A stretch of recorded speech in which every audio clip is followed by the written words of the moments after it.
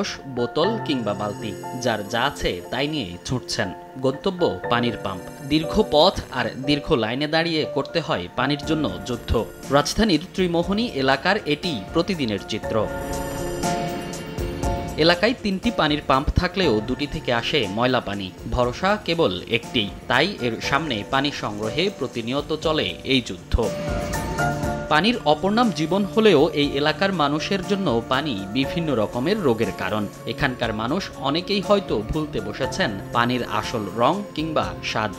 তীব্র পানির সংকট আর সুপেয় পানির অভাবে একদিকে যেমন বাড়ছে রোগবালাই, অপরদিকে এই দীর্ঘ লাইনে দাঁড়িয়ে পানি সংগ্রহের ভোগান্তি।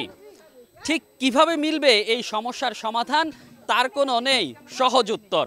ভোগান্তির গল্প এখানেই শেষ নয়। সংগ্রহ করা এই পানি দিয়েই চলে গোসল, খাওয়া, রান্না বান্না সহ সব কাজ। এমনকি পানি খেতেও হয় হিসেব করে। বিকাশে কম খরচে ক্যাশ আউটের লিমিট বেড়ে 50,000, প্রিয় এজেন্টও 2টা।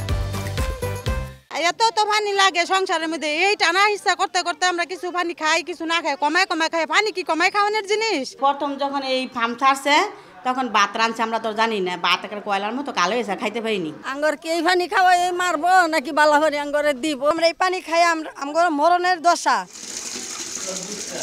নল থেকে পড়া পানি দেখে বোঝা দায় পানি না অন্য কিছু। এই ময়লা পানি যেমন খাওয়ার অনুপযোগী, তেমনি রান্নার কাজেও ব্যবহার করা যায় না। এমনকি খেলেই হয় নানান রোগ। বারবার অভিযোগ করেও মেলেনি কোনো সমাধান। আমরা পানি খাইতে পারি না, শরীর চুলকায়, এই যে শরীর গোটা হয়ে গেছে। ঠিকই বিলিতেছে, অনেক অভিযোগ করতেছি, কিন্তু আমাদের অভিযোগ কোনো কাজে লাগতেছে না। যদিও ভিন্ন সুর কর্তৃপক্ষের আশ্বাস, 15 থেকে 20 দিনের মধ্যেই পানির ভোগান্তি কমবে এই এলাকার মানুষের।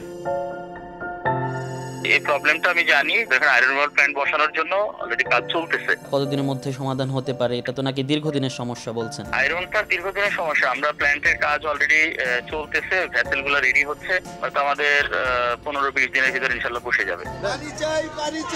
ত্রিমোহনী এলাকা সহ রাজধানীর বিভিন্ন এলাকার মানুষ ভুগছেন সুপেয় পানির সংকটে। গরম বৃদ্ধির সঙ্গে সঙ্গে এই ভোগান্তি বাড়ার আশঙ্কা নগরবাসীর।